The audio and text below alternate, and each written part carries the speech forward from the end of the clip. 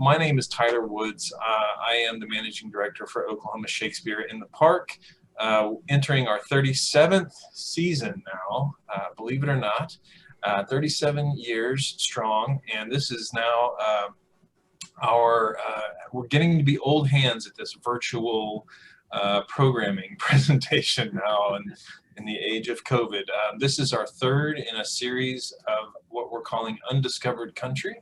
These are plays that are not as often produced as some of the big hits, you know, the Hamlets and the Midsummer Night's Dreams. So in this particular series, we've done Richard II, we've done Coriolanus, and now here we are with Henry VIII. We're very excited that Erin Sloan, give us a wave, Erin. There she is. Erin Sloan, a veteran OSP actor and educator, and she is joining us now from Chicago, and she has banded together her band of merry players here, and we're gonna take us through this wonderful play. Oklahoma Shakespeare does present all these programs free to the public. We're doing our best to keep in touch and stay relevant during this time. As the managing director, I'll put on my little managing director hat. If you feel like this was a worthy production tonight and you feel like supporting OSP, you can definitely jump on our website. I'll put it in the chat, and visit us, find out more about us, support us, drop us a line, stay in touch, sign up for our mailing list. I am going to turn it over now to Catherine McGill, who is our founding artistic and executive director, and they're going to take it away. You guys enjoy, and thank you so much for being here. Catherine. Thank you, Tyler. Welcome. Again, we have been just exploring ways that we can connect to our patrons, our friends through this time, and I'm happy to see so many of you here with us. We decided to create Undiscovered Countries because there are certain plays that we had not yet produced, and Richard II, Coriolanus, and Henry VIII are three of my particular favorites, which I would like to produce at some point soon. And those are my kind of, as I look at our seasons, those are the plays that I would most like to produce in the future. Erin Sloan was a member of our company many years ago. Erin, I think your first role was Lady Macduff. I was Lady Macduff. I was indeed. You were a wonderful Lady Macduff. Thank you. And went on to play Ophelia and Titania, so many roles with us. And I have just great fond memories of Erin and Gary and the kiddos now. I remember the kiddos being, or who's your first? Emma. Emma being out at the site at Hafer Park. Yeah. So yeah, long time. Long time ago. But Erin expressed an interest in participating with us, and she's had a wonderful career in Washington, D.C. and now in Chicago. So we were very grateful for her wanting to jump on board. We like to support our actors that we consider company members, and Erin is a company member. And thank you, Erin, for participating with us. Oh, thank you. I'm going to turn it over to Erin. Thank you guys for being here. I'm excited about exploring Henry VIII, and Erin, take it away. All right, thank you. Well, thank you all for coming tonight. I hope I brought some great friends from Chicago and DC, and we've got some great scenes that we're going to read for you from Henry VIII this evening. Just a couple of rules of engagement for this evening. Down in the bottom left-hand corner, you see the mute button, the microphone. You'll also see the stop video button, and that's how you can turn your camera and your microphone off. And we would ask that once we get into a scene that you go ahead and mute yourself and turn your camera off so that we can focus on the text and the actors. After each scene, we will come back and kind of open it up for discussion. And so that's kind of rules of engagement. We're also going to ask if you would like to post a question or a comment, please post it in the chat, which is over on the right-hand side. And Michelle, our dramaturg for tonight, has actually dropped in a link to the Folger version of the script that we're using tonight, as well as the PDF of the script. So whichever is your cup of tea, the link or the PDF, that way I'm a visual learner. So we thought it would be nice to go ahead and drop the script in there for you guys so you can follow along if you wish.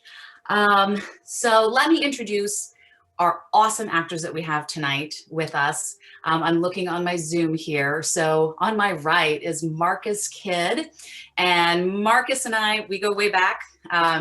He was part of, not my year, but of the Academy for Classical Acting in DC. And he is the artistic director and founder of Taffy Punk Theater Company in DC. So he's joining us from the East Coast tonight.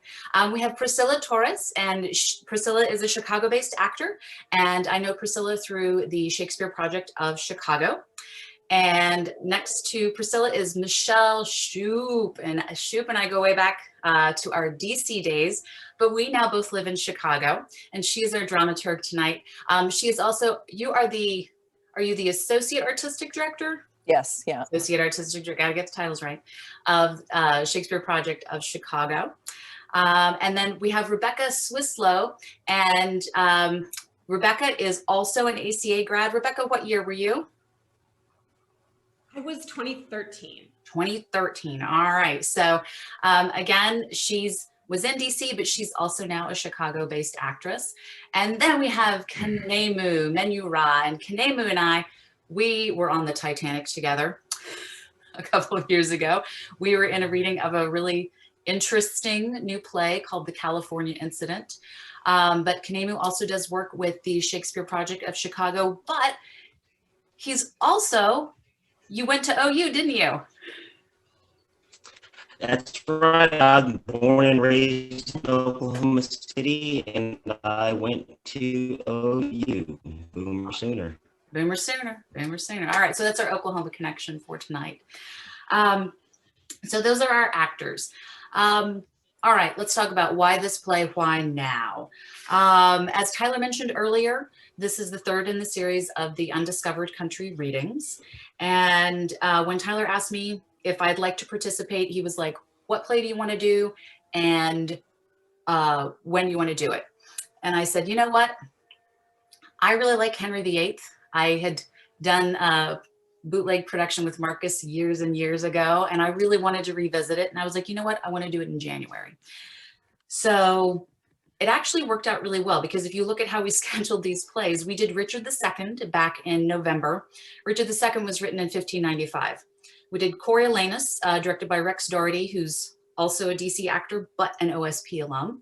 Coriolanus was written in 1607.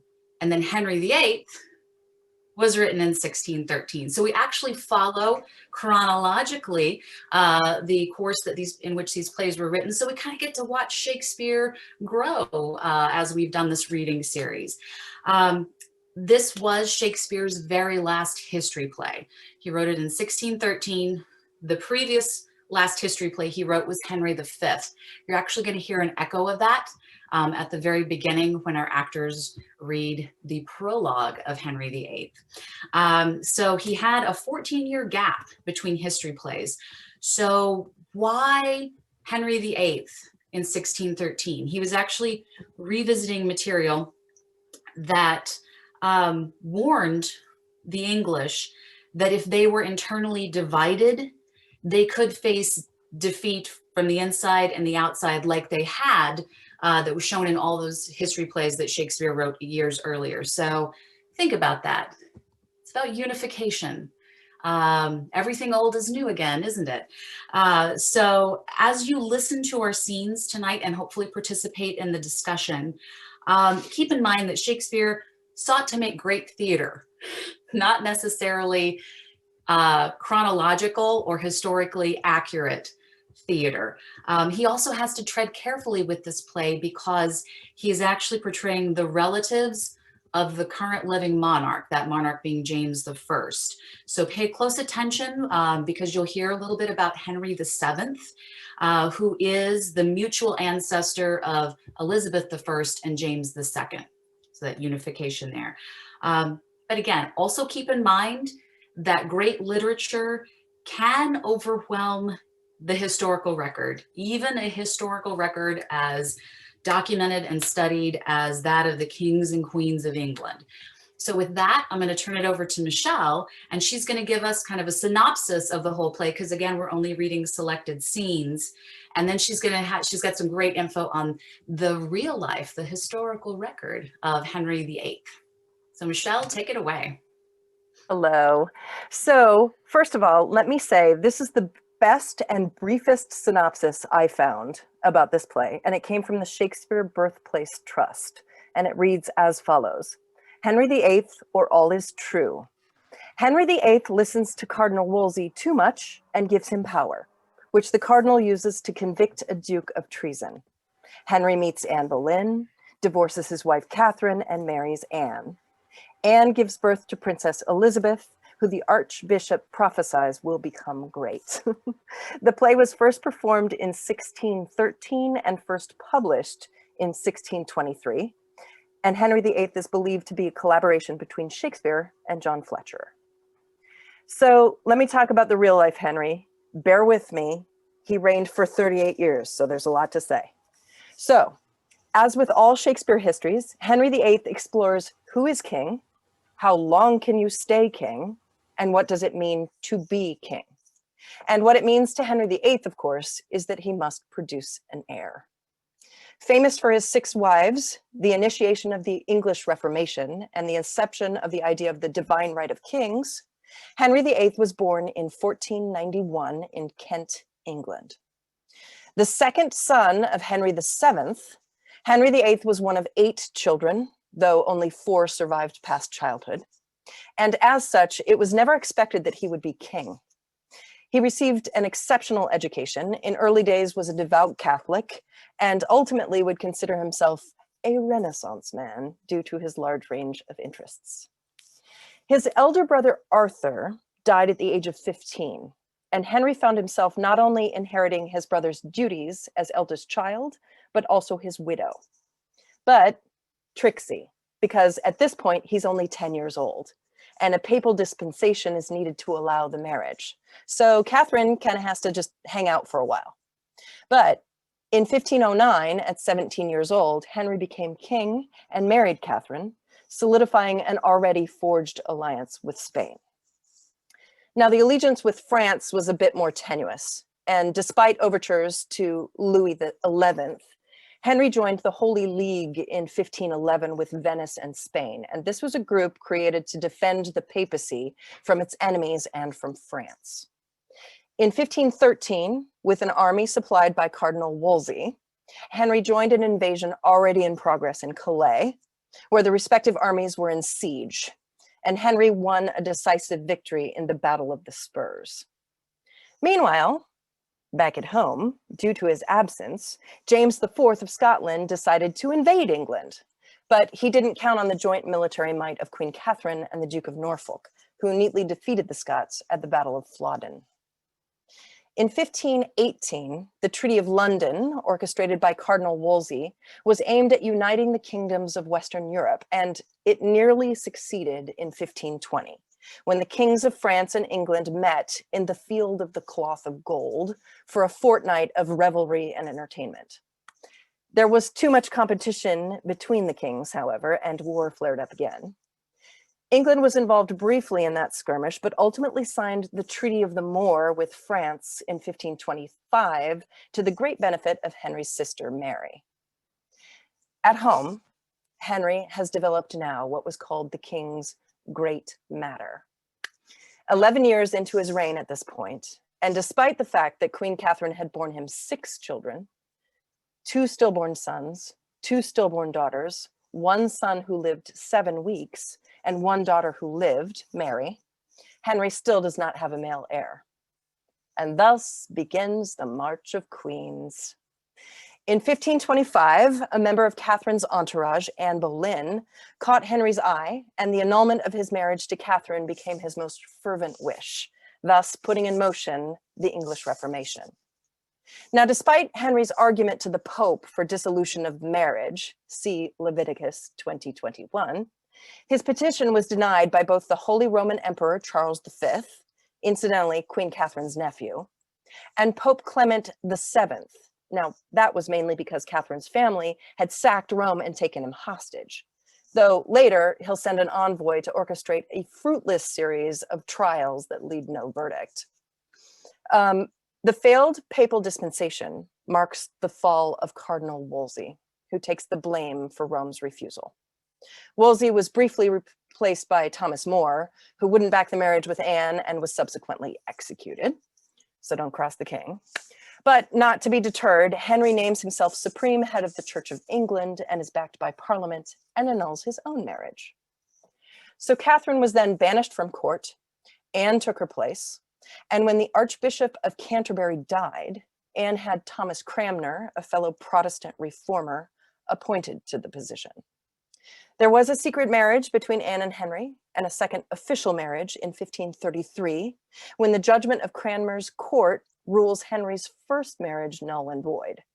A month later, Anne is crowned queen, and shortly thereafter gives birth to Elizabeth I. But, as you know, Henry and Anne don't get along.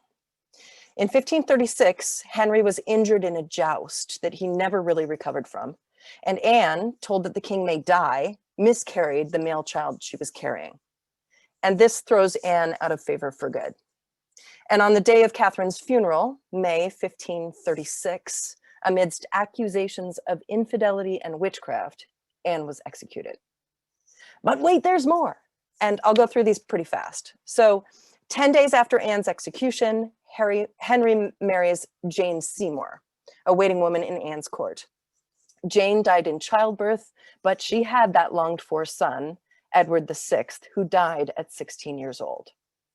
Thomas Cromwell then suggests Anne of Cleves to forge an alliance with Germany, but the marriage was never consummated. Henry found her wholly unattractive, and Henry divorced her 6 months later, but apparently they stayed friends. So meanwhile, Cromwell falls out of favor, maybe because of Anne of Cleves. And on the day of his execution, Henry marries Catherine Howard, a first cousin of Anne Boleyn. Now, Catherine Howard had an affair, apparently with the same person Queen Catherine had once had an affair with, and Henry had her beheaded after only 2 years of marriage. So Catherine Parr is up next. A wealthy widow and reformer, she was married to Henry for 4 years and was influential in the Third Succession Act, which restored Mary and Elizabeth into the line of succession to the throne. She was his last wife and outlives Henry by 1 year. So to remember the queens, there's a poem, an English poem, which goes, "Divorced, beheaded, died, divorced, beheaded, survived," which I just personally think is kind of fun. Henry also purportedly had a lot of mistresses. 2 we know for sure. Bessie Blunt, who bore the king's illegitimate son, Henry Fitzroy, who died of tuberculosis while Henry was still on the throne. And Mary Boleyn, yeah, Anne's sister, who had 2 children, but they may or may not have been the king's. So 2 final bits about Henry. In 1538, prior to his marriage to Catherine Howard, Thomas Cromwell embarks on a king-sanctioned idolatry campaign, where he has shrines to saints dismantled, monasteries disbanded, and their funds sent to the king. Actions resulting in Henry's excommunication from the church. 1543 sees an 8-year war with Scotland called the Rough Wooing, because Henry's now buddy, Charles V of Spain, wants to invade France, and England wants to eliminate the potential Scottish support. So, long story short, Charles does invade, but after some feet dragging, Henry joins him. But about the time the English engage, Charles signs a peace treaty, leaving Henry holding the bag and footing the bill, effectively bankrupting England. In 1547, at the age of 55, obese and fighting with gout, Henry died. The causes of his death are still a mystery. Maybe they were related to his jousting incident back in 1536, where he may have suffered a traumatic brain injury and was certainly left with an ulcerated wound on his leg that would not heal. Maybe he was Kell positive, which is an antigen marked by fetal deaths, and then further complicated by something called McLeod's syndrome, which at middle age creates dementia and schizophrenia. Either might explain his tyrannical behavior, but perhaps it is unexplainable. He reigned for 38 years. His daughter will reign for 45. Back to you, Erin. Thank you, Michelle. Good and thorough. All right. So we are going to start from the very top. This play has a prologue. I'm always a sucker for a good prologue. Keep in mind, too, that this is the next history play that he will write after Henry V. If you recall, in Henry V, we have a really great chorus. See if you hear echoes of that. So with that, I turn it over to our very capable actors for the prologue of Henry VIII. I come no more to make you laugh. Things now that bear a weighty and a serious brow, sad, high, and working, full of state and woe, such noble scenes as draw the eye to flow, we now present. Those that can pity here may, if they think it well, let fall a tear. The subject will deserve it. Such as give their money out of hope they may believe, may here find truth too. Those that come to see only a show or two and so agree, the play may pass. If they be still and willing, I'll undertake may see away their shilling richly in 2 short hours. Only they that come to hear a merry bawdy play, a noise of targets, or to see a fellow in a long motley coat guarded with yellow, will be deceived. For, gentle hearers, know to rank our chosen truth with such a show as fool and fight is, besides forfeiting our own brains and the opinion that we bring to make that only true we now intend, will leave a snare an understanding friend. Therefore, for goodness sake, and as you are known, the first and happiest hearers of the town, be sad as we would make you. Think you see the very persons of our noble story as they were living. Think you see them great, and followed with the general throng and sweat of 1,000 friends. Then, in a moment, see how soon this mightiness meets misery. And if you can be merry then, I'll say a man may weep upon his wedding day. Great, yes. Think you see the very persons of our noble story as they were living. Awesome. All right, so now we're going to dive right in with Act 1, Scene 1. Michelle, a quick synopsis of this scene here as we dive in. Sure. So the Dukes of Norfolk and Buckingham meet to discuss the event they both attended in France, where the King of England and the King of France showed off their separate glories to one another. Buckingham believes the whole meeting was orchestrated by Cardinal Wolsey.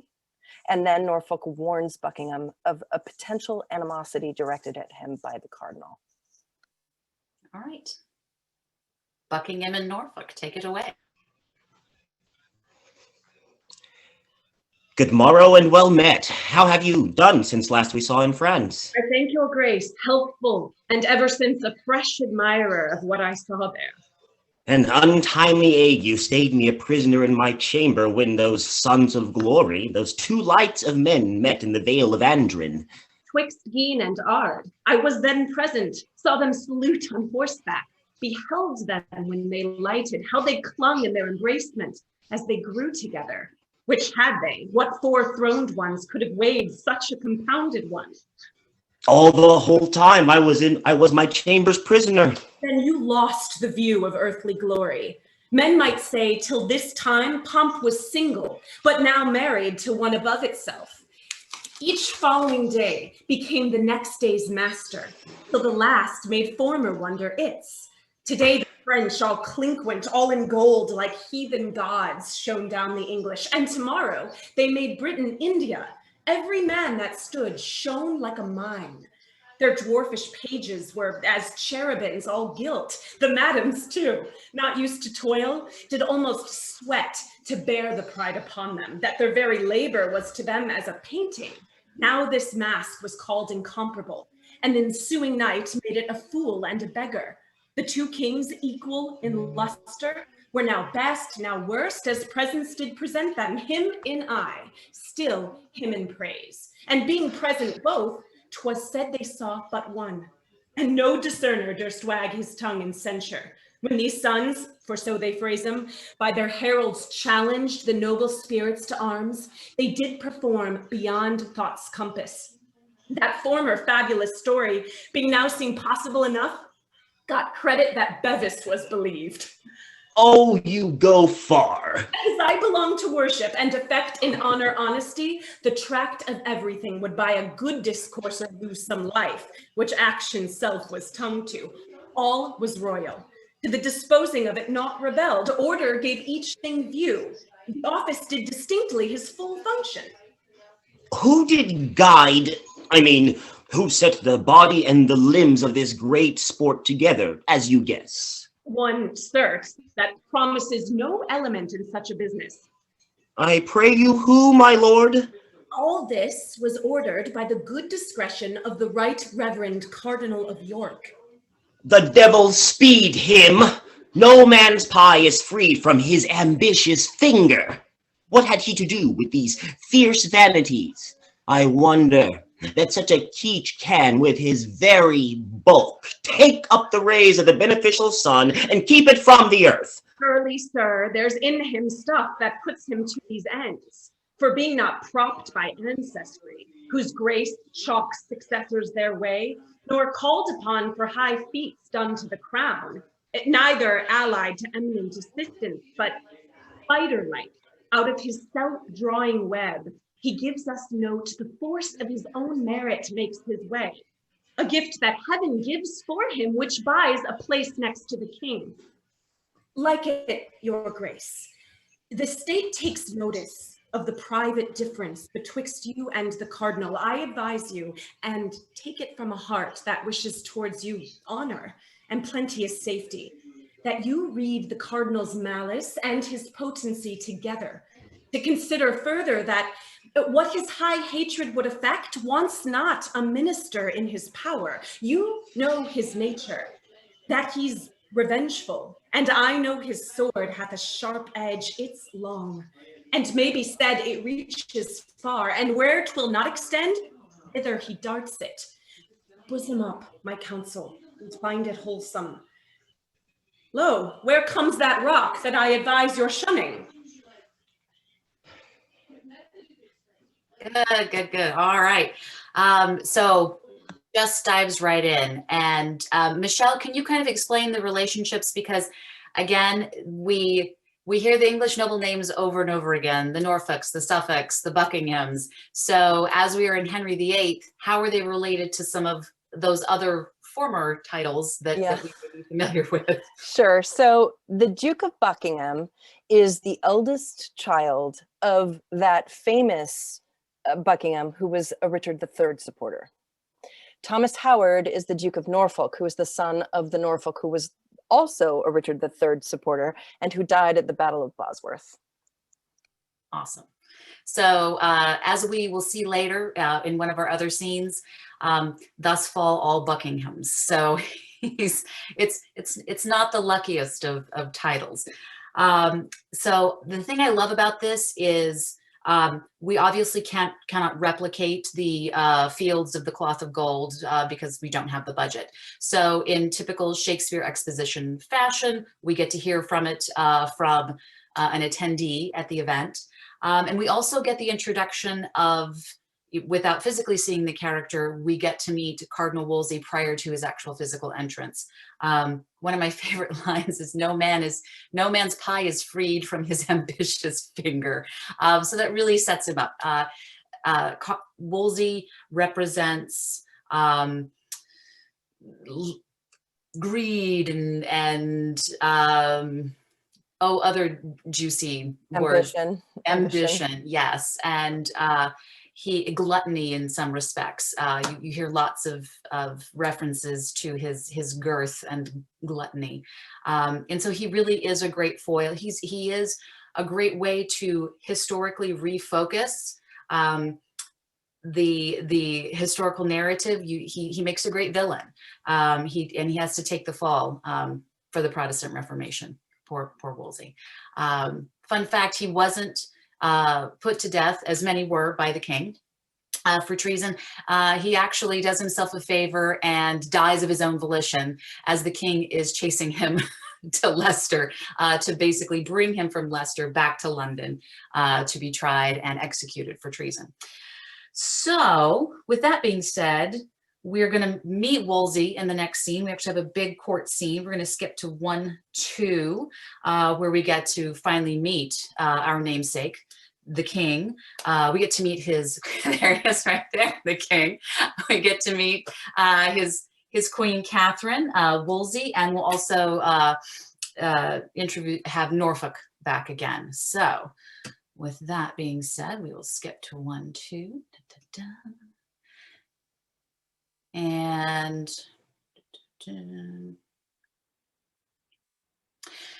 so scene 2, cornets. Enter King Henry, leaning on the cardinal's shoulder with the nobles, Sir Thomas Lovell, and attendants, including a secretary of the cardinal. The cardinal places himself under the king's feet on his right side. My life itself and the best heart of it thanks you for this great care. I stood in the level of a full-charged confederacy and give thanks to you that choked it. Let be called before us that gentleman of Buckingham's. In person, I'll hear him his confessions justify, and point by point the treasons of his master he shall again relate. A noise within, crying, "Room for the Queen!" Enter the Queen, Catherine, ushered by the Duke of Norfolk and the Duke of Suffolk. She kneels. The king riseth from his state. Nay, we must longer kneel. I am a suitor. Arise and take place by us. Half your suit, never named to us, you have half our power. The other moiety, ere you ask, is given. Repeat your will and take it. Thank your majesty, that you would love yourself, and in that love not unconsidered leave your honor, nor the dignity of your office is the point of my petition. Lady mine, proceed. I am solicited, not by a few, and those of true condition, that your subjects are in great grievance. There have been commissions sent down among them, which hath flawed the heart of all their loyalties, wherein, although, my good Lord Cardinal, they vent reproaches most bitterly on you as putter on of these exactions. Yet the king, our master, whose honor heaven shield from soil, e'en he scapes not language unmannerly. Yea, such which breaks the sides of loyalty and almost appears in loud rebellion. Not almost appears, it doth appear. For upon these taxations, the clothiers all, not able to maintain the many to them longing, have put off the spinsters, carders, fullers, weavers, who unfit for other life, compelled by hunger and lack of other means, in desperate manner, daring the event to the teeth, are all in uproar, and danger serves among them. Taxation? Wherein? In what taxation? My Lord Cardinal, you that are blamed for it alike with us, know you of this taxation? Please you, sir, I know but of a single part in aught pertains to the state, and front but in that file where others tell steps with me. No, my lord, you know no more than others, but you frame things that are known alike, which are not wholesome to those which would not know them, and yet must perforce be their acquaintance.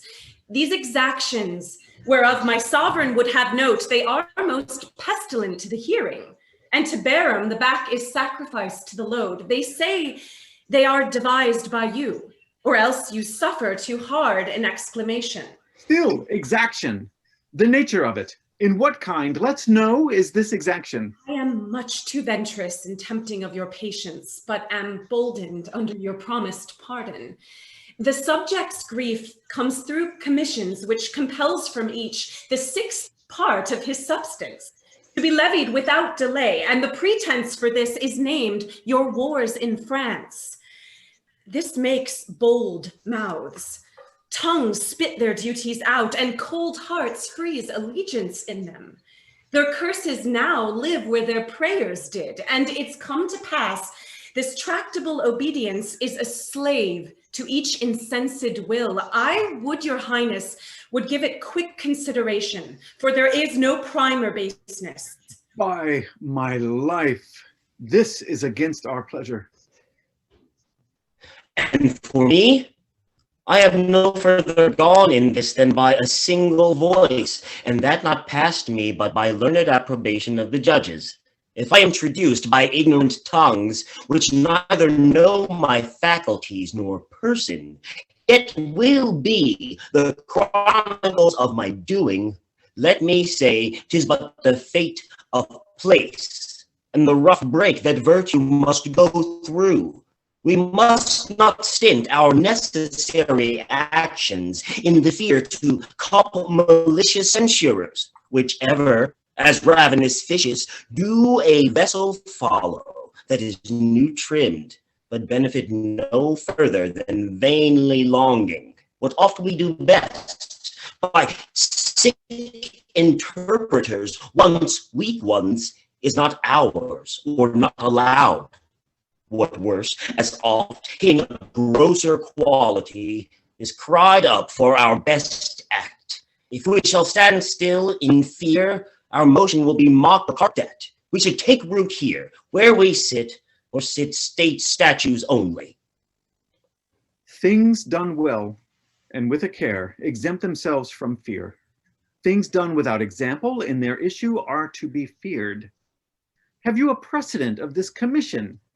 I believe not any. We must not rend our subjects from our laws and stick them in our will, 6th part of each.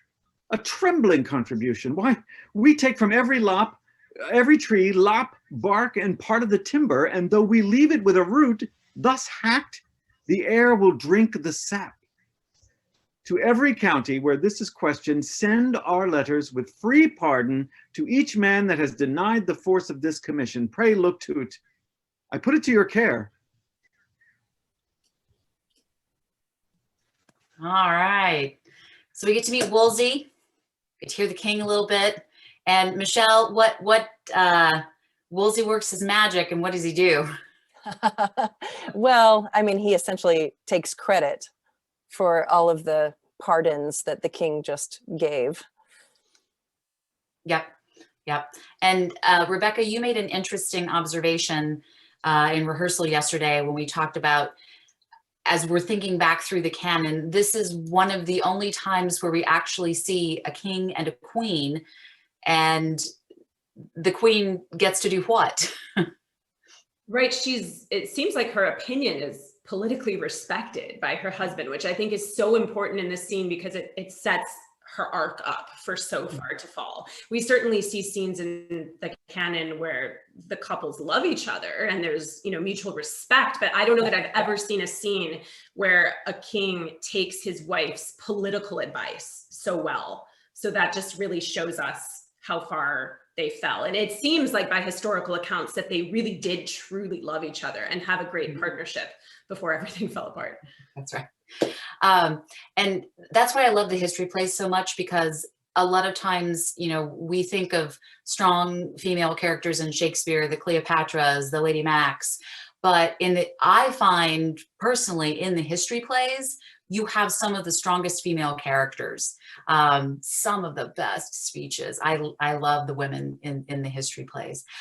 So we're going to move on to 2-1 with a great speech from Buckingham, thus how the mighty have fallen. I thought I would check in with the audience to see if anybody has any comments or questions thus far. Anything you're noticing with the language. Again, this is one of Shakespeare's later works, so he's really comfortable with the verse, and he's really jamming with the rhythm of the verse. This play particularly, it's 98% verse to 2% prose, like a delicious sandwich. But So he's really playing with the rhythms. There are lots of shared lines in this particular play, which really helps the dialogue click and makes it very intimate for such a piece that's really filled with a lot of pageantry and interesting dream sequences. A lot of the language is very close and personal. So, all right, I don't see anybody commenting. So I guess we'll keep on trucking. So we're gonna go to Act 2, Scene 1. And Michelle, will you kind of set this up a little bit for us? Sure. Yeah, sure. So essentially, Buckingham bemoans the wheel of fate has turned once again. So he tells us that Henry VII pardoned his family, but like his father before him, he's fallen into the same snare. All right, Marcus, take it away.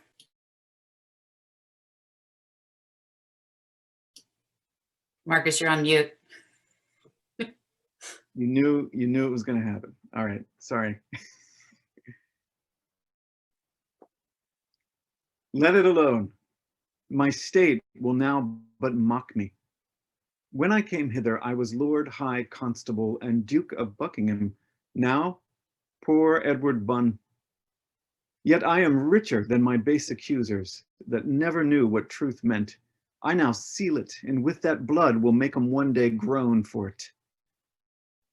My noble father, Henry of Buckingham, who first raised head against usurping Richard, flying for succor to his servant Bannister, being distressed, was by that wretch betrayed, and without trial fell. God's peace be with him. Henry VII succeeding, truly pitying my father's loss, like a most royal prince, restored me to my honors, and out of ruins made my name once more noble. Now his son, Henry VIII, life, honor, name, and all that made me happy at one stroke has taken forever from the world. I had my trial, and must needs say a noble one, which makes me a little happier than my wretched father. Yet thus far we are one in fortunes. Both fell by our servants, by those men we loved most, a most unnatural and faithless service. Heaven has an end in all. Yet you that hear me, this from a dying man receive as certain. Where you are liberal of your loves and counsels, be sure you be not loose. For those you make friends and give your hearts to, when they once perceive the least rub in your fortunes, fall away like water from you, never found again but where they mean to sink you. All good people, pray for me. I must now forsake you. The last hour of my long, weary life is come upon me. Farewell. And when you would say something that is sad, speak how I fell. I have done. And God forgive me. Awesome. All right.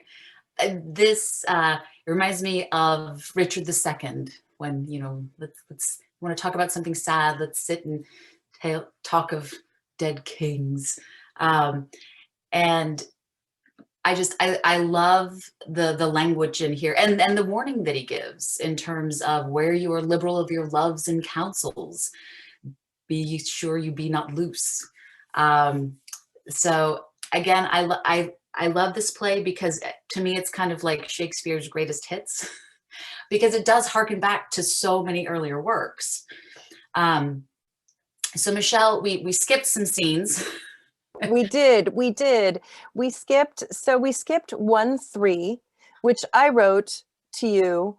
In observance of the 1613 fire that burned the old globe to the ground, we will not be shooting off a stage cannon that will set our thatched roof on fire to announce the king's arrival at Wolsey's party. Wow. So we didn't do the party at all, but that's where he woos Anne.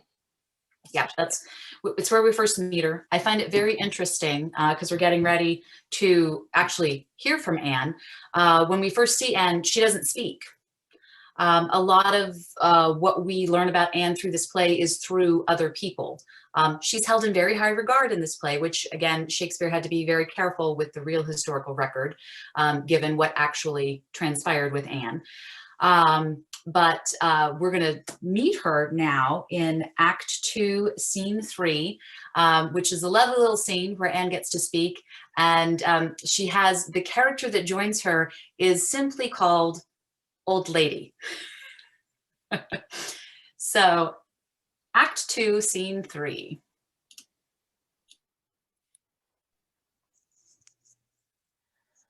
Not for that neither. Here's the pang that pinches. His Highness having lived so long with her, and she so good a lady that no tongue could e'er pronounce dishonor of her. By my life, she ne'er knew harm doing. Oh, now after so many courses of the sun enthroned, still growing in a majesty and pomp, the which to leave 1,000-fold more bitter than 'tis sweet at first to acquire.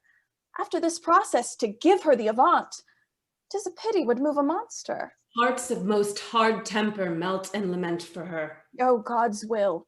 Much better she ne'er had known pomp, though it be temporal, yet if that quarrel fortune do divorce it from the bearer, 'tis a sufferance panging as soul and body severing. Alas, poor lady, she's a stranger now again. So much the more must pity drop upon her. Verily, I swear, 'tis better to be lowly born and ranged with humble livers in content than to be perked up in a glistering grief and wear a golden sorrow. Our content is our best having. By my troth and maidenhead, I would not be a queen. Beshrew me, I would, and venture maidenhead for't, and so would you, for all this spice of your hypocrisy. You that have so fair parts of woman on you, have too a woman's heart, which ever yet affected eminence, wealth, sovereignty, which, to say sooth, are blessings, and which gifts, saving your mincing, the capacity of your soft cheverel conscience would receive, if you might please to stretch it. Nay, good troth. Yes, troth, and troth, you would not be a queen. No, not for all the riches under heaven. 'Tis strange. A 3 pence bowed would hire me, old as I am, to queen it. But I pray you, what think you of a duchess? Have you limbs to bear that load a title? No, in truth. Then you are weakly made. Pluck off a little. I would not be a young count in your way, for more than blushing comes to. If your back cannot vouchsafe this burden, 'tis too weak ever to get a boy. Oh, you do talk. I swear again I would not be a queen for all the world. In faith, for little England, you'd venture an emballing. I myself would for Carnarvonshire, although there longed no more to the crown than that. Lo, who comes here? Good morrow, ladies. What were 'tworth to know the secret of your conference? My good lord, not your demand, it values not your asking. Our mistress sorrows we were pitying. It was a gentle business, and becoming the action of good women. There is hope all will be well. Now I pray God, amen. You bear a gentle mind, and heavenly blessings follow such creatures, that you may, fair lady, perceive I speak sincerely, and high notes ta'en of your many virtues. The King's Majesty commends his good opinion of you to you, and does purpose honor to you, no less flowing than Marchioness of Pembroke, to which title £1,000 a year annual support out of his grace he adds. I do not know what kind of my obedience I should tender. More than my all is nothing, nor my prayers are not words duly hallowed, nor my wishes more worth than empty vanities. Yet prayers and wishes are all I can return. Beseech your lordship, vouchsafe to speak my thanks and my obedience as from a blushing handmaid to his highness, whose health and loyalty I pray for. Lady, I shall not fail to prove the fair conceit the king hath of you. I have perused her well. Beauty and honor in her are so mingled that they have caught the king. And who knows yet but from this lady may proceed again to lighten all the isle. I'll to the king and say I spoke with you. My honored lord. Rebecca, I love your face because we cut the lines where the old lady comes back in and she's like, what just happened? What? But put my time in at this court, and you just Right. You say you've been begging 16 years there, and then she just shows up, and in a day after one party, yeah.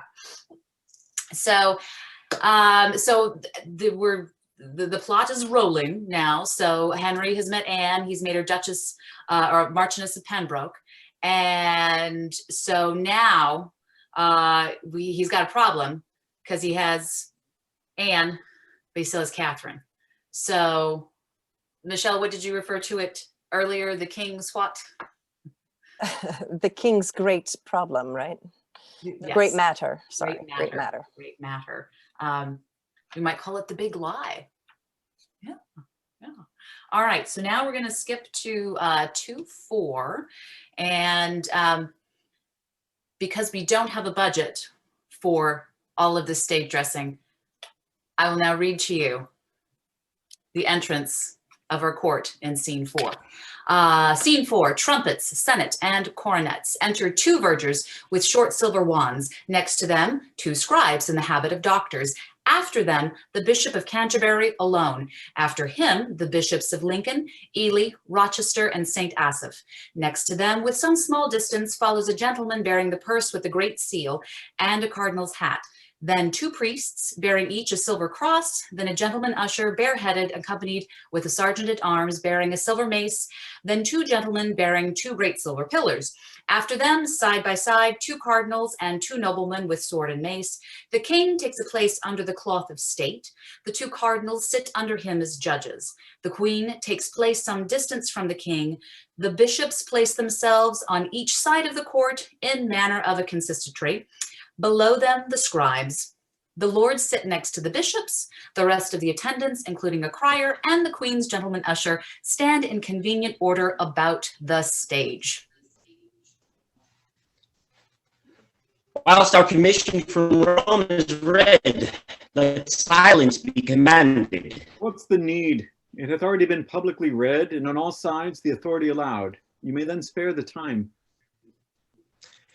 Be so. Proceed. Say, Henry, King of England, come into the court. Henry, King of England, come into the court. Here. Say, Catherine, Queen of England, come into the court. Catherine, Queen of England, come into the court. The queen makes no answer, rises out of her chair, goes about the court, comes to the king and kneels at his feet, then speaks. Sir, I desire you do me right and justice, and to bestow your pity on me, for I am a most poor woman and a stranger, born out of your dominions, having here no judge indifferent, nor no more assurance of equal friendship and proceeding. Alas, sir, in what have I offended you? What cause hath my behavior given to your displeasure, that thus you should proceed to put me off and take your good grace from me? Heaven witness, I have been to you a true and humble wife, at all times to your will conformable, ever in fear to kindle your dislike, yea, subject to your countenance, glad or sorry, as I saw it inclined. When was the hour I ever contradicted your desire, or made it not mine too? Or which of your friends have I not strove to love, although I knew he were mine enemy? What friend of mine that had to him derived your anger did I continue in my liking, nay, gave notice he was from thence discharged? Sir, call to mind that I have been your wife in this obedience upward of 20 years, and have been blessed with many children by you. If in the course and process of this time you can report, and prove it too, against mine honor aught, my bond to wedlock, or my love and duty against your sacred person, in God's name, turn me away and let the foulest contempt shut door upon me, and so give me up to the sharpest kind of justice. Please you, sir, the king your father was reputed for a prince most prudent, of an excellent and unmatched wit and judgment. Ferdinand, my father, King of Spain, was reckoned one, the wisest prince that there had reigned by many a year before. It is not to be questioned that they had gathered a wise council to them of every realm, that did debate this business, who deemed our marriage lawful. Wherefore I humbly beseech you, sir, to spare me, till I may be with my friends in Spain advised, whose counsel I will implore. If not, in the name of God, your pleasure be fulfilled. You have here, lady, and of your choice, these reverend fathers, men of singular integrity and learning, yea, the elect of the land, who are assembled to plead your cause. It shall be therefore bootless that longer you desire the court, as well for your own quiet as to rectify what is unsettled in the king. His grace hath spoken well and justly. Therefore, madam, it's fit this royal session do proceed, and that without delay their arguments be now produced and heard. Lord Cardinal, to you I speak. Your pleasure, madam. Sir, I am about to weep, but thinking that we are a queen, or long have dreamed so, certain the daughter of a king, my drops of tears I'll turn to sparks of fire. Be patient yet. I will when you are humble, nay before, or God will punish me, I do believe, induced by potent circumstances, that you are mine enemy, and make my challenge, you shall not be my judge. For it is you have blown this coal betwixt my lord and me, which gods do quench. Therefore I say again, I utterly abhor, yea, from my soul refuse you for my judge, whom yet once more I hold my most malicious foe, and think not at all a friend to truth. I do profess you speak not like yourself, who ever yet have stood to charity and displayed the effects of disposition gentle, and of wisdom o'ertopping woman's power. Madam, you do me wrong. I have no spleen against you, nor injustice for you or any. How far I have proceeded, or how far further shall, is warranted by a commission from the consistory, yea, the whole consistory of Rome. You charge me that I have blown this coal? I do deny it. The king is present. If it be known to him that I gainsay my deed, how may he wound, and worthily, my falsehood, yea, as much as you have done my truth? If he know that I am free of your report, he knows I am not of your wrong. Therefore, in him it lies to cure me, and the cure is to remove these thoughts from you, the which before his highness shall speak in. I do beseech you, gracious madam, to unthink your speaking, and to say so no more. My lord, I am a simple woman, much too weak to oppose your cunning, your meek and humble-mouthed. You sign your place and calling in full seeming with meekness and humility, but your heart is crammed with arrogancy, spleen, and pride. You have by fortune and his highness favors gone slightly o'er low steps, and now are mounted, where powers are your retainers, and your words, domestics to you, serve your will, as to please yourself pronounce their office. I must tell you, you tender more your person's honor than your high profession spiritual. That again, I do refuse you for my judge, and here, before you all, appeal unto the Pope to bring my whole cause for his holiness and to be judged by him. She curtsies to the king, and the queen and her attendants exit. Go thy ways, Kate. That man in the world who shall report he has a better wife, let him in naught be trusted for speaking false in that. Thou art alone, if thy rare qualities, sweet gentleness, thy meekness, saint-like, wife-like government, obeying and commanding, and thy parts sovereign and pious else could speak thee out, the queen of earthly queens. She's noble born, and like her true nobility, she has carried herself towards me. Most gracious sir, in humblest manner, I require your highness that it shall please you to declare in hearing of all these ears, for where I am robbed and bound, there must I be unloosed, although not there at once and fully satisfied, whether ever I did broach this business to your highness, or laid any scruple in your way which might induce you to the question on't, or ever have to you. But with thanks to God for such a royal lady, spake one the least word that might be to the prejudice of her present state or touch of her good person. My lord cardinal, I do excuse you. Yea, upon mine honor, I free you from't. You are not to be taught that you have many enemies that know not why they are so, but like to village curs, bark when their fellows do. By some of these the queen is put in anger. You're excused. But will you be more justified?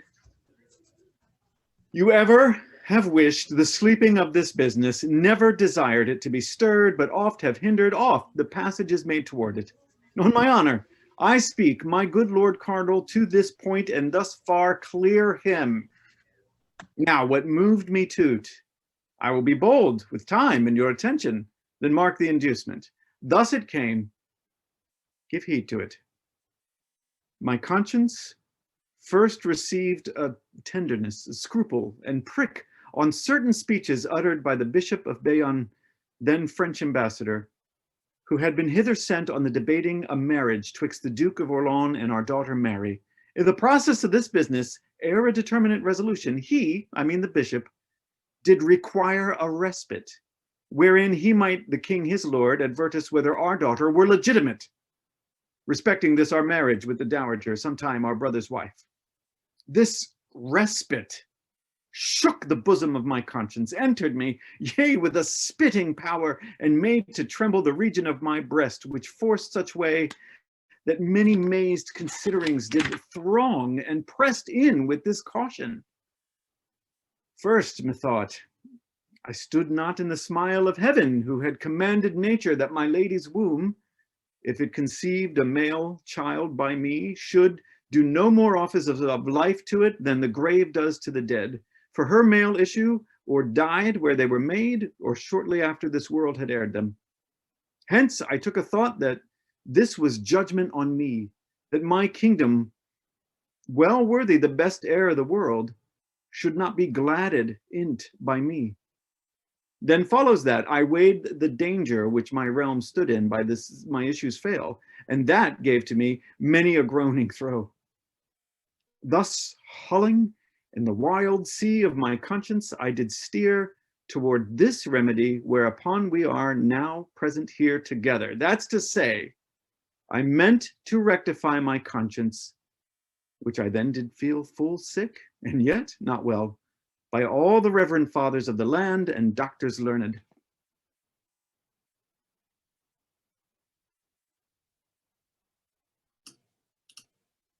All right.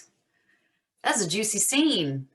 I love Catherine in this scene. I love the fact, and we talked about this last night, it's very much, it has echoes of Hermione in Winter's Tale with her trial, but it's the mic drop that we wanted for Hermione. Catherine gets to say everything that we wanted for Hermione in that trial. So actors, thoughts. It's a lovely scene, and I should have said before the entrance of our huge retinue carrying swords and maces that Priscilla was playing Campius, who is another emissary from the Pope. She's not there as Anne Boleyn passing judgment on Catherine. We have a small budget. We only have 4 actors, so. So thoughts, comments from our actors on this scene.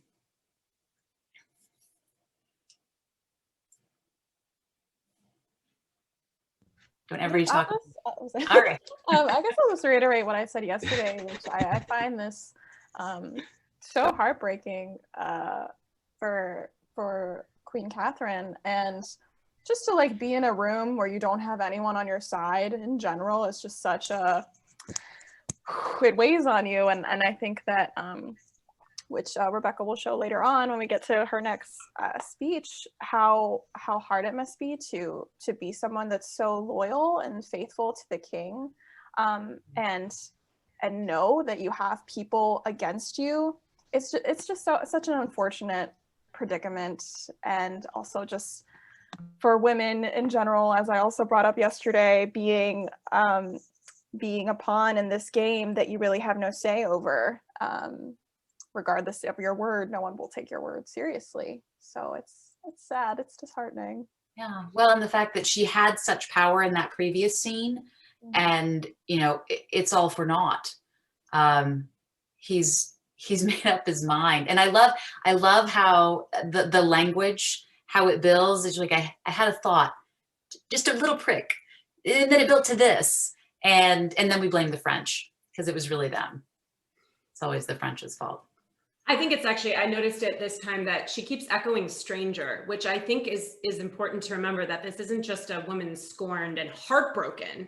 She's an other. She's Right. Spanish. Right. She's not English. And this is a highly nationalistic play.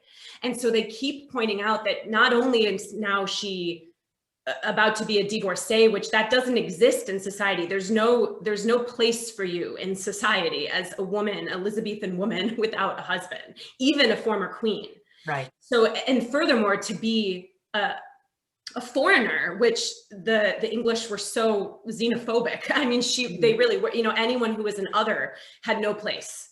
So she's about to lose not just her husband, she's about to lose everything. And then historically, we end up hearing that, Henry forbids her from seeing her only daughter. She had 6 pregnancies.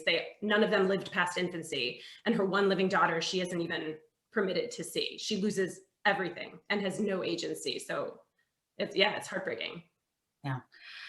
All right. So we're going to move on to skip to Act 3, Scene 1.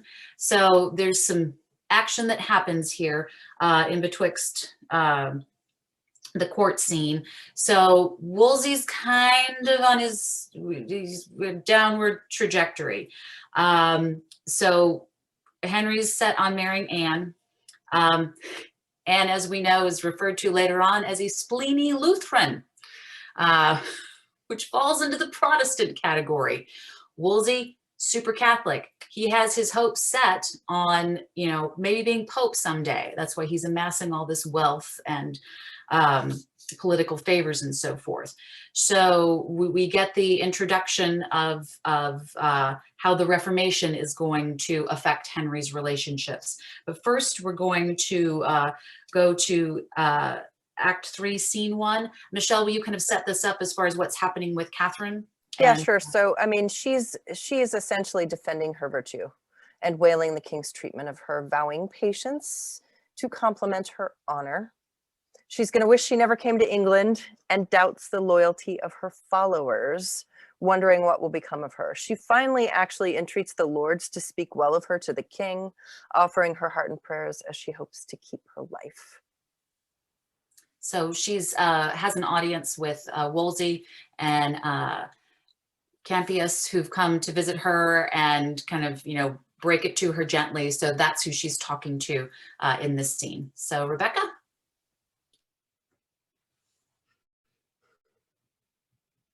Have I lived thus long?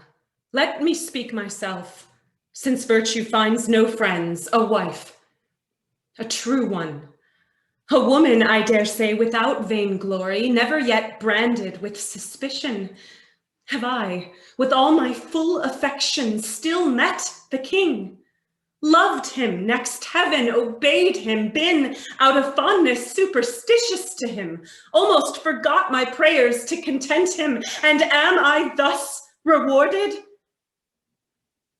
'Tis not well, lords.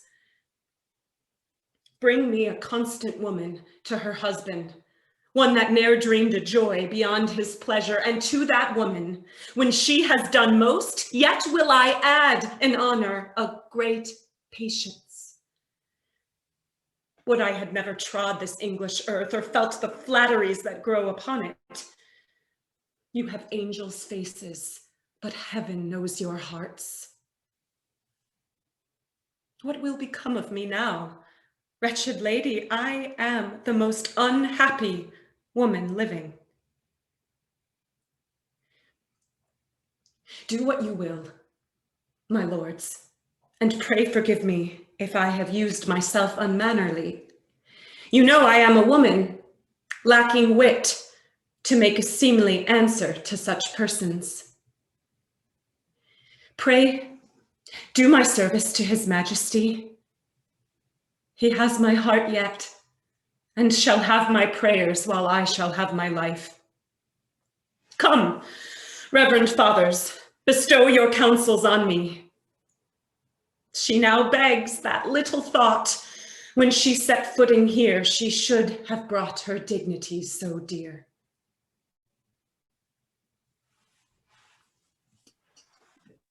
Lovely, lovely, lovely. We actually, if you were following along in our link or the PDF of the text, I actually took that and compressed it into a lovely monologue for Rebecca there. It's actually seen, and there's dialogue interspersed with the two men of the cloth there. But it's the magic of Shakespeare. You can make a monologue out of anything. But that's just, it's a lovely piece, and it really highlights I've been reading a lot of things about Catherine of Aragon, and she really was virtuous, but she was also very stubborn, almost to a fault. And in this, Rebecca, you mentioned last night that this is finally where she says, I'm done. Yeah, I think she calculates somewhere in there. It seems like in the beginning, she's still fighting. They're coming to see her. Maybe there's a chance she can still convince them somehow, but somewhere in there towards the end, I think she calculates that this isn't a game that she can win. And that at that point, the best thing she can do is try to curb everyone's favors to give her the most comfortable outcome from all of this. But yeah, and I think she is stubborn, but certainly it bears remembering that to acquiesce to this would be to consent that their marriage was incestuous or not lawful. And I think as a devout woman herself and a very principled person, that's why she holds out so long, is she cannot put her name to that. And apparently she signed letters till the day she died as the Queen of England. Yeah. She wouldn't agree to that. Yeah. All right, so we're going to move to Act 3, Scene 2. This is Wolsey's gonna finally meet his downfall.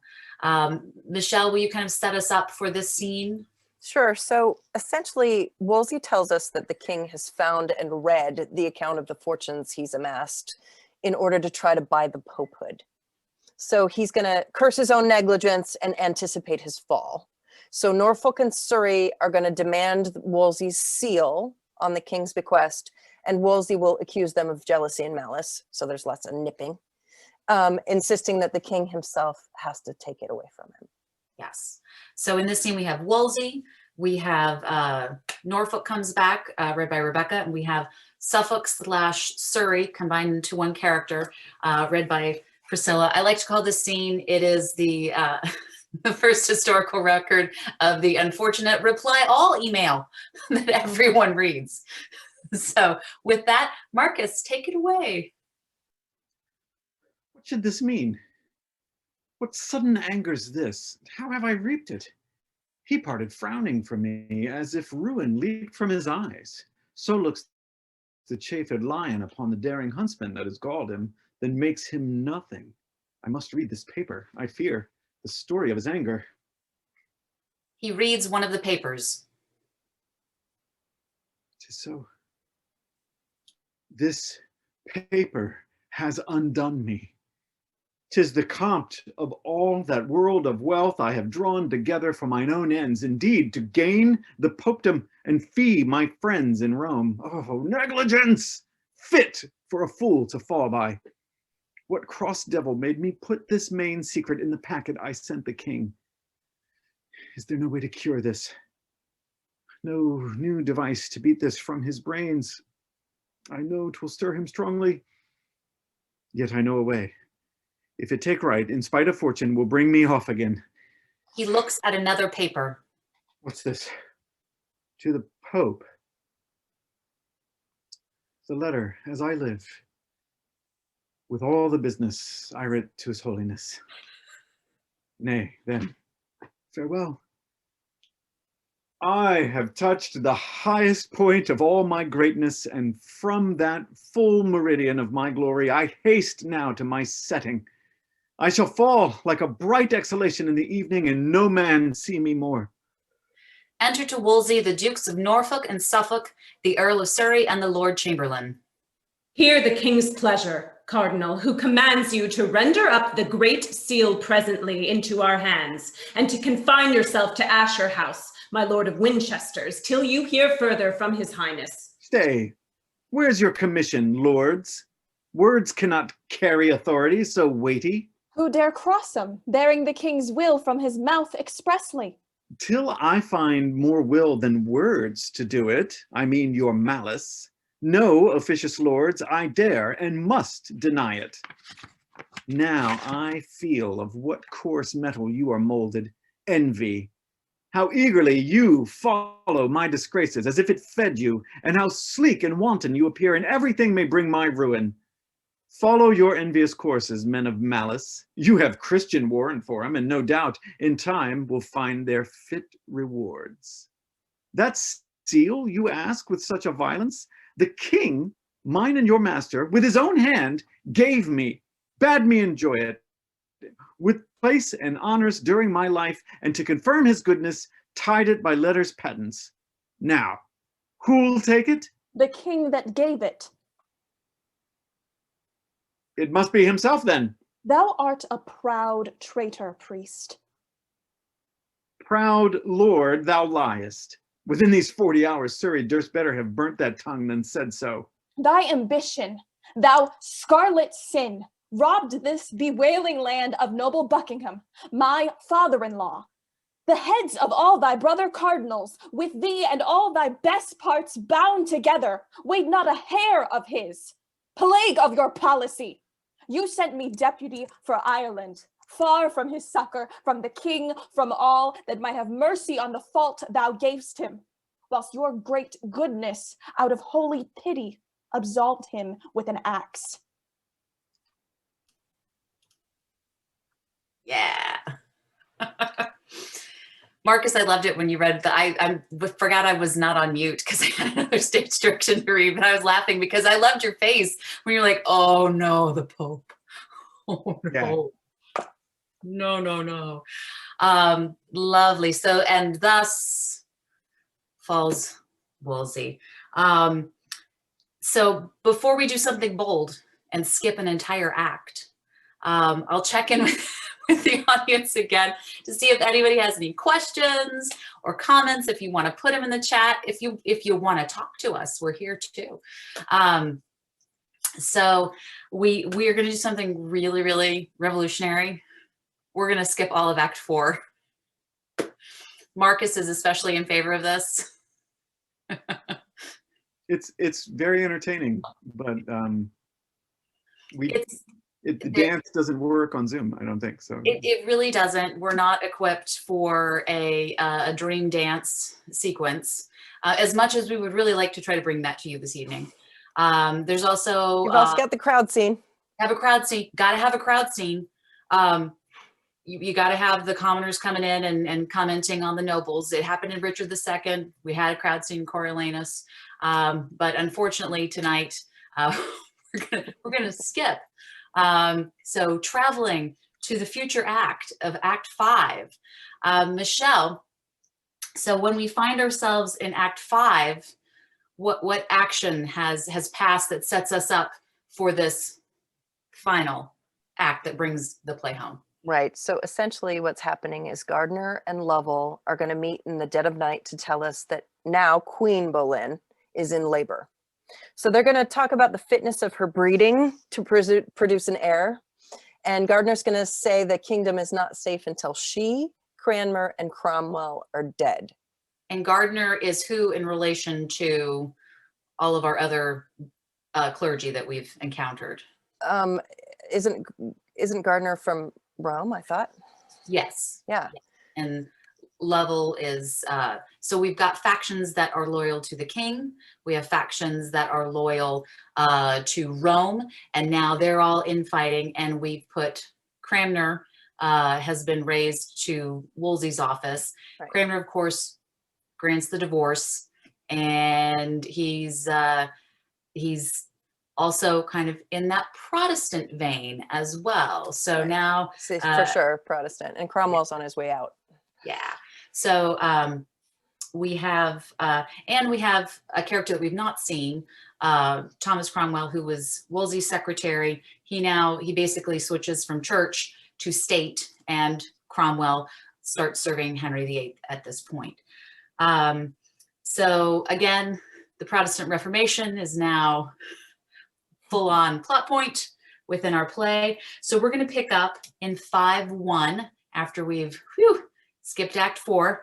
And Catherine at this point has died. She had a lovely scene where she had a dream, and many spirits came and cheered her up and took her off to her eternal rest. So in 5-1, we have Lovell as read by Priscilla and Gardner as read by Rebecca. So here we go. Came you from the king, my lord? I did, Sir Thomas, and left him at Primero with the Duke of Suffolk. I must to him too. Before he go to bed, I'll take my leave. Not yet, Sir Thomas Lovell. What's the matter? It seems you are in haste. And if there be no great offense belongs to't, give your friend some touch of your late business. Affairs that walk, as they say spirits do, at midnight, have in them a wilder nature than the business that seeks dispatch by day. My lord, I love you, and durst commend a secret to your ear much weightier than this work. The queen's in labor, they say in great extremity, and feared she'll with the labor end. The fruit she goes with I pray for heartily, that it might find good time and live. But for the stock, Sir Thomas, I wish it grubbed up now. Methinks I could cry the amen, and yet my conscience says she's a good creature, and, sweet lady, does deserve our better wishes. But sir, hear me. Sir Thomas, you're a gentleman of mine own way. I know you wise, religious. And let me tell you, it will ne'er be well. 'Twill not, Sir Thomas Lovell, taked of me, till Cranmer, Cromwell, her two hands, and she sleep in their graves. Now, sir, you speak of two the most remarked in the kingdom. As for Cromwell, besides that of the Jewel House, is made master of the rolls and the king's secretary. Further, sir, stands in the gap and trade of more preferments with which the time will load him. The archbishop is the king's hand and tongue, and who dare speak one syllable against him? Yes, Sir Thomas, there are that dare, and I myself have ventured to speak my mind of him, and indeed this day, sir, I may tell it you, I think, I have incensed the lords of the council that he is, for so I know he is, they know he is, a most arch heretic, a pestilence that does infect the land, with which they, moved, have broken with the king, who hath so far given ear to our complaint of his great grace and princely care, foreseeing those fell mischiefs, our reasons laid before him, hath commanded tomorrow morning to the council board he be convented.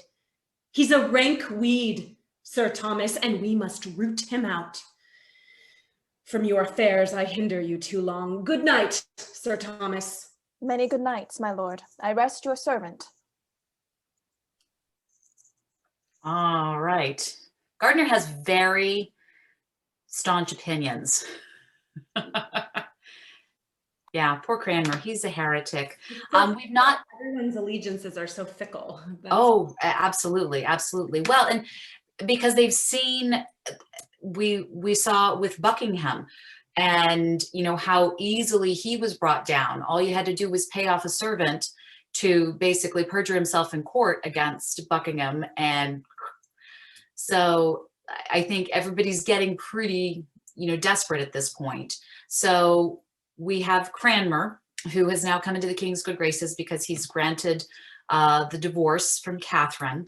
And Cranmer, yes, very much as Gardner says, a most arch heretic, a pestilence that does infect the land. And Michelle, then what happens? There's a big showdown. There's a piece of jewelry. Shakespeare loves pieces of jewelry, doesn't he? You go. Me go?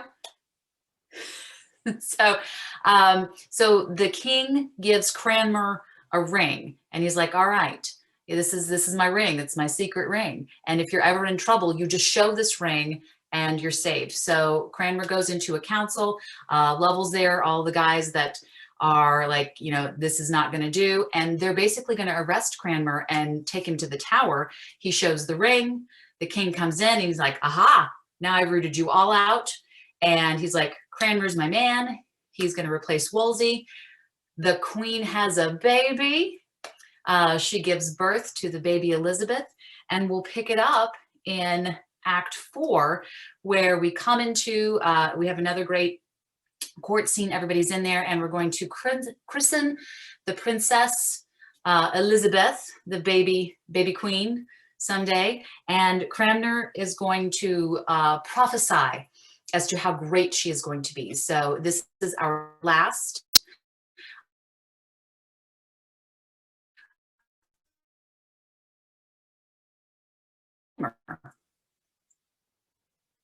Take it away.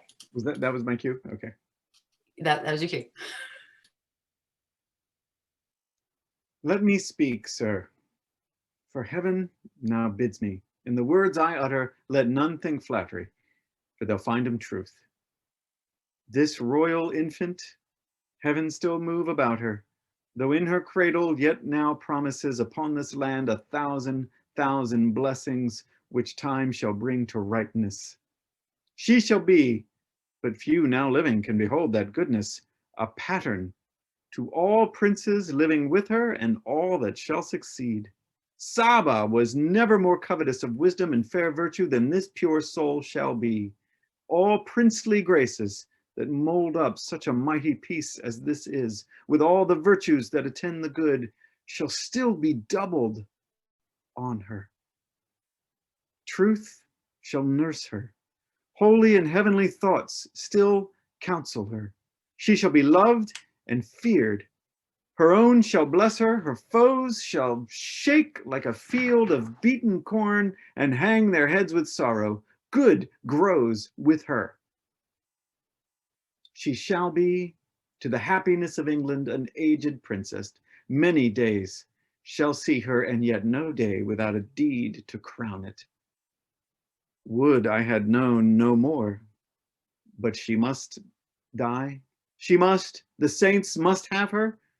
Yet a virgin, a most unspotted lily, shall she pass to the ground, and all the world shall mourn her.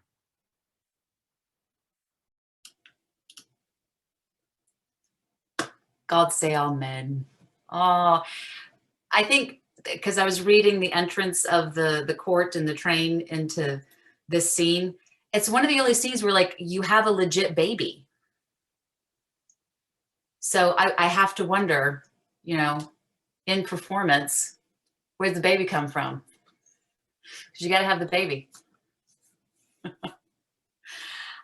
So thus ends our play. There is an epilogue. We're not going to do it tonight because I like the prologue better. But audience, what think you? Worthy of performance? Even though rarely done, because you do have a lot of pageantry with this play. I think I love the trial scene. I love the court intrigue.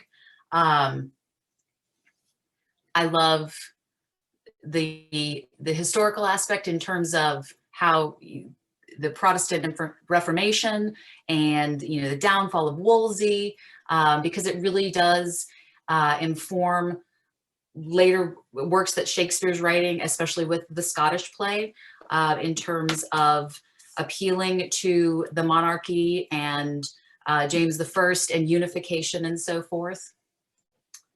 So I see some thumbs up. I see some party hats. And please feel free to speak up. We are at 8:30, but if anybody has comments, we'll stay here for a few for feedback or Hi, Esther. I have a comment. Just a thing that I noticed. First of all, thank you, everybody. That was great. Yeah, most welcome. We don't Thank you, we don't Esther. get to hear that very much. And in answer to your question, I would see a production of Henry VIII. Because when do you get to see that? If I had the chance, I would go. Hardly ever. But as you were reading the end, I was realizing that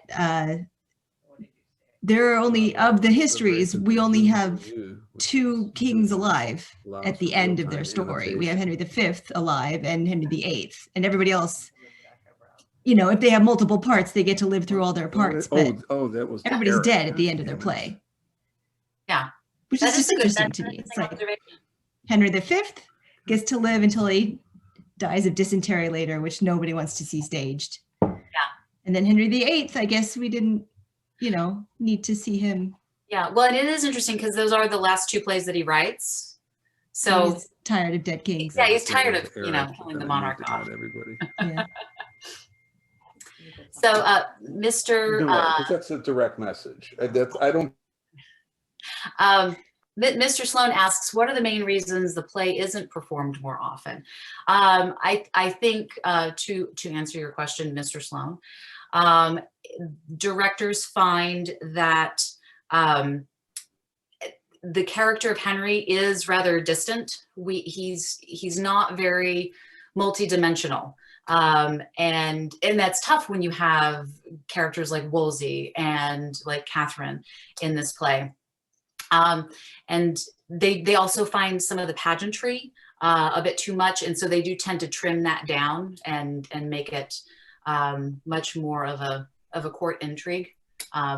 They're trying to keep their theater standing. That's right. They don't want to burn any more things.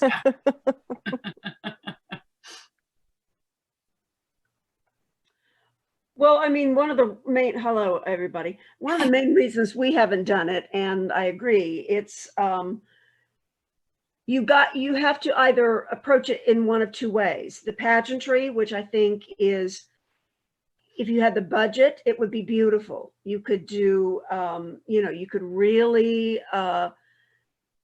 go for that Elizabethan, pre-Elizabethan era and show the pageantry, and it would be exquisite to stage. Or you go the other way and you do it as a domestic tragedy.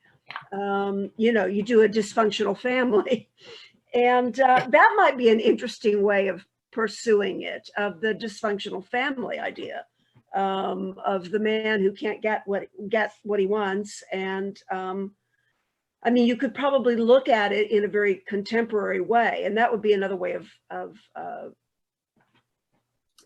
investigating the play. I think it's a play definitely worth pursuing. It would just be, in our time, you would have to look at how are we going to, do we want to do this as a historical drama, or do we want to do it as a play that investigates politics, right? And domestic, you know, tragedy, you know, the idea of a dysfunctional family.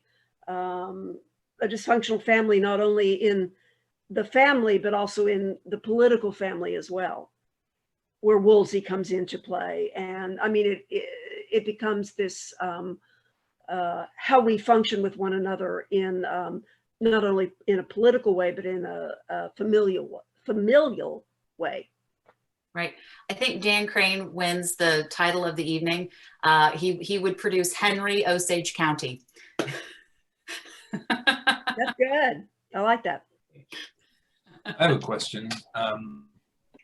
So in so many of Shakespeare's plays, the women are so few, but their speeches and their moments are so powerful.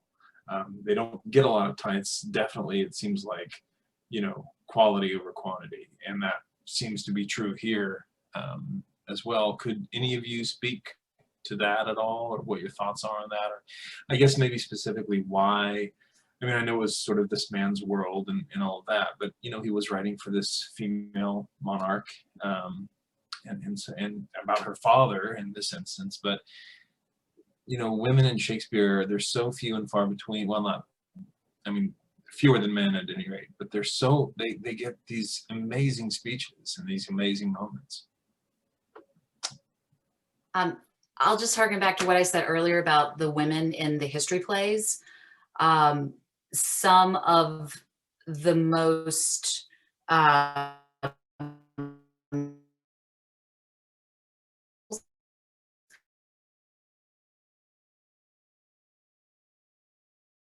plays, oh, I mean, her arc is just fierce.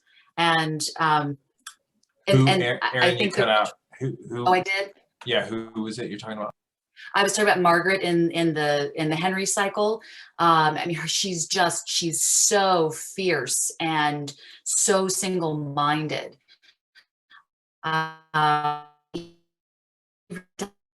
Brilliant women's roles, and again, but you know, as you said, they are few and far between. Any other thoughts? I think Shakespeare sometimes uses women as the voice of humanity.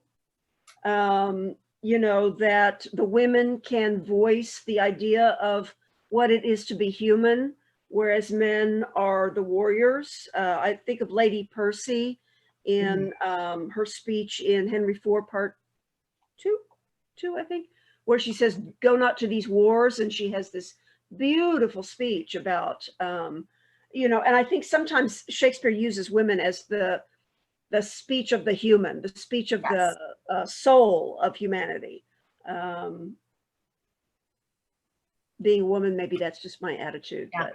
Well, and I do love I love that monologue, Lady Percy's monologue, because it's after Hotspur's died, and it's like they are the voice of reason. All the men want to do is, you know, just go to another war, and she's like, no, we've got to stop the cycle. Yeah. Not for nothing, you also have, not in this play, but you also have a very powerful woman on the throne.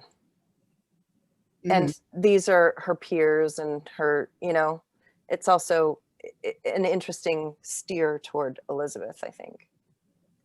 I feel a distance from everybody a little bit in this play that's not singular to women. Like you're mentioning that she has this moment as she's experiencing her downfall, but I think it's a purposeful distance from everyone's psychology in this play, right? It feels like it's more like a montage of rises and falls, like this wheel of fortune, that we're seeing the big picture instead of seeing it through one person's perspective singularly. So I think watching everybody take note of and comment on their impending downfall is what we're getting, this flip book of how people make sense of their demise.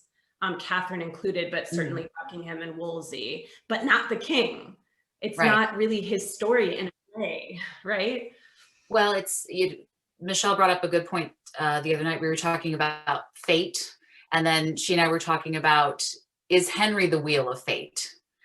Because ultimately, you know, historically, the Tudor dynasty is very young and it's very fragile. And his whole purpose was, I got to keep this thing going. My dad, you know, basically ended a really hideous period in English history.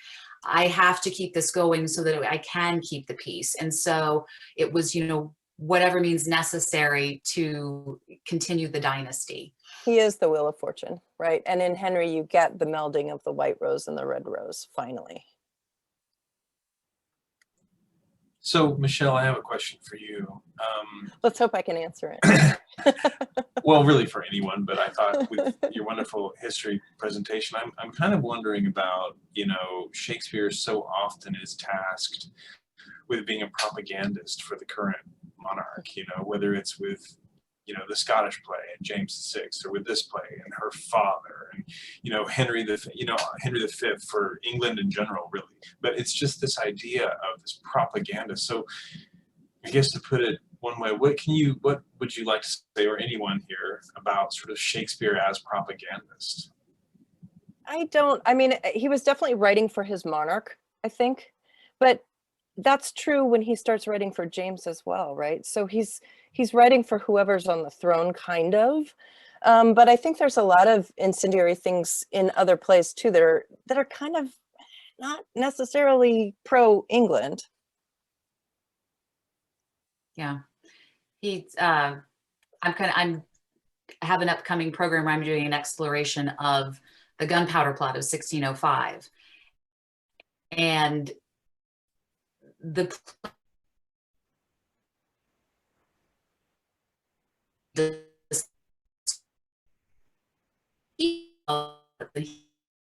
playwrights are like, well, they couldn't comment on it out and out, but they did it subversely with their works. So after 1605, hopefully my internet's not going to go out on me again. After 1605, you see the emergence of what we call gunpowder plays. So, and they were really used as propaganda in a positive way to say, okay, this is what happens when you put one segment of society down for so long and ignore their wants and needs. How do we overcome that? And so they were weaving that narrative into, the plays of the day. Right, and I'm curious how he dealt with that, and like what you say, whether it's the gunpowder plays, Aaron, or the plays that weren't necessarily pro-England. I mean, do you think he had a certain latitude when it comes to being an artist? Was he given this permission? Was he just because he was, at the time, he was Shakespeare and people sort of gave him leeway? Did he face retribution in his time? I mean, what was it like to sort of speak truth to power, when he did? Well, I think it's interesting too, because as different people come in and out of favor with whoever's on the throne, his earlier works kind of do come back to haunt him. So we talked about Richard II, and in the early 1600s, when Elizabeth was still on the throne, there was a faction that wanted to overthrow her. So they basically paid the king, Shakespeare's company to put on a performance of Richard II, even though it was an old play. So I think, he was always kind of walking that line, because things he had written earlier could come back and, could be used, if shown in a certain light as, propaganda of the day. Yeah, I think that's the brilliance of Shakespeare, is he's not a propagandist. He's not he's writing for all times. Right. You can take his plays and you could say, oh, he was telling Elizabeth this, or he was supporting Elizabeth, but you could make a case for either way, because I don't know, it's just the brilliance of his writing that he writes more about humanity and what he visualizes humanity should be and what it means to be human, but he puts it within a context of political, the political aspects of the time. But if you look at it, you could almost feed that aspect of the time almost into any time period we are living in. So I don't think he was, writing for Elizabeth or for James. I think he was writing as what society was experiencing at that time, but not really to aggrandize Elizabeth or aggrandize James, because you could look at it from both sides. I think it's interesting which scenes he doesn't write, though. Like, I think that what he chooses to not show is kind of telling, that yes, it is bendable and we could certainly portray this in different ways, but there are probably certain scenes that would have been really hard to have plausible deniability, and he doesn't write those scenes. And I feel him being more careful in this play. As the proximity to history gets shorter, I feel him being a little more careful. For Henry, he says lovely things about his wife, but never to her. He speaks good things about her once she leaves the stage, right? So absolutely. Yeah. Well, and he gives it up to the audience a lot of times, as he says, he gives it to the audience. What do you think? These are the things I'm going to show to you in this moment, but I want the audience to participate with me. And what do you think? Well, and also you have scenes, even in this play, you have scenes that you didn't see today, where the populace is telling you what they're thinking. So that's a very similar. I mean, we just did Coriolanus, and we have, you know, obviously a lot of that in there. Even some in Richard II to a certain extent with the gardener scene and so forth. You know. Anyone from our audience? Does anyone have any questions or comments, or want to throw in their 2 cents on anything? Either in chat or if you want to join us via camera.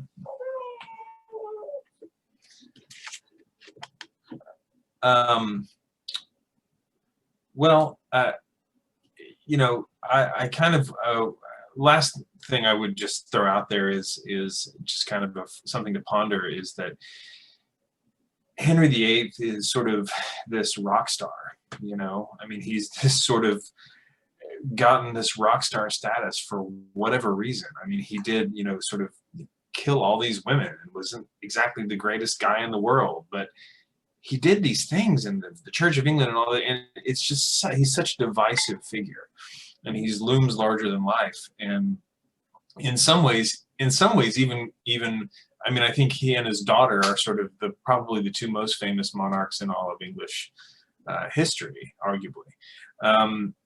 What is it, to anyone here, what is it about Henry that makes him, I mean, even above Henry V, for example, this warrior king, what is it that makes Henry VIII this sort of, you know, Jonathan Rhys-Meyers, Tudor style, sexy rock star monarch? What is it about this guy?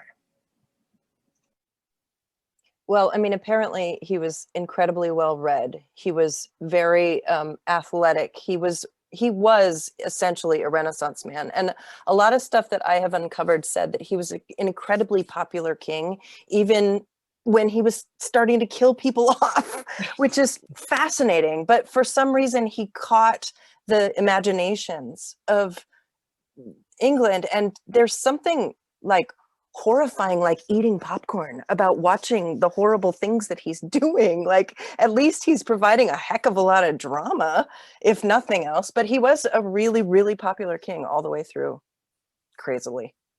I think it's kind of because he was unexpected.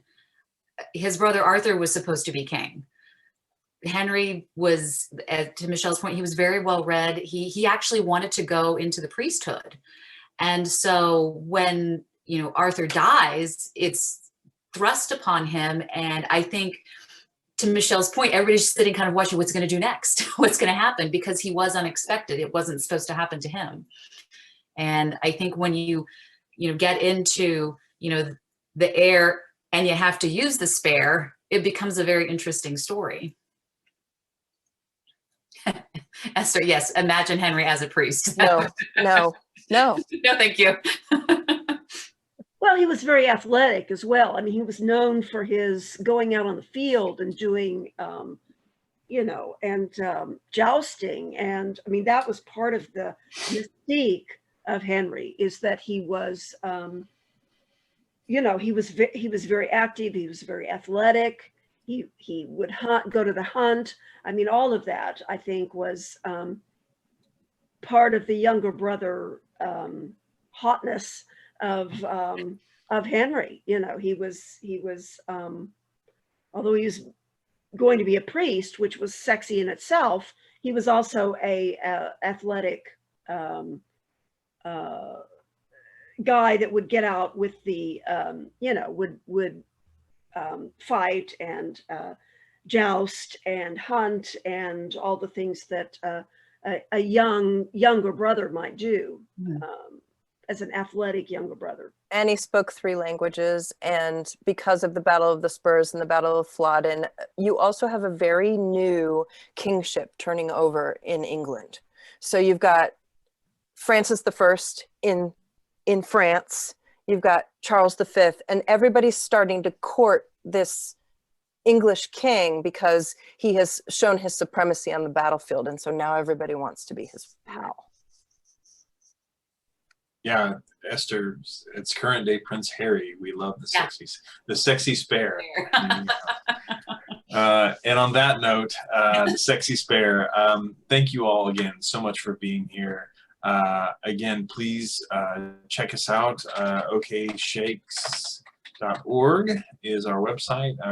We'll be announcing our 37th season soon, and please watch. We may also be doing more of these in the future. And for those of you in Oklahoma City, or if you want to make the trek, we are renovating our space and building an outdoor theater. So it'll be exciting times in 2021. Very in the meantime, exciting. everyone stay safe, stay healthy, wear your mask, get your vaccine as soon as possible, and just be well. Thank you all so much for participating. Good night. Thank you. Good night.